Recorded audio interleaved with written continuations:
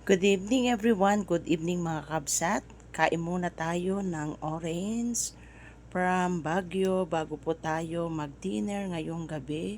Today is January 19, 2025. Ang bilis talaga ng oras. Dahil narito si Bunso, ay syempre lutuan natin ng masarap na ulam niya bago po uuwi. So ito, meron po tayong prepare na dahon ng sili. Binili pa natin nung Friday. Mahilig po ako sa gulay-gulay. Magluto po tayo ng pompano na isda. Sasabawan lang natin yan. Yan ang magic na lutuan natin ngayong. Yan, ito ang gulay-gulay natin. Meron pa po akong hinalo dyan na dahon ng malunggay.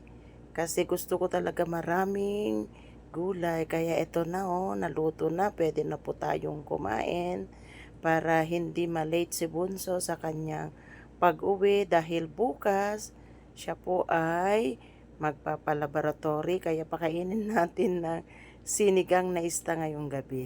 Favorite ko talagang lutuin ito, pompano mga kakabsat, dahil masarap ang panlasa sa akin. Pabili lang tayo ng rice sa mga movers natin dyan sa labas.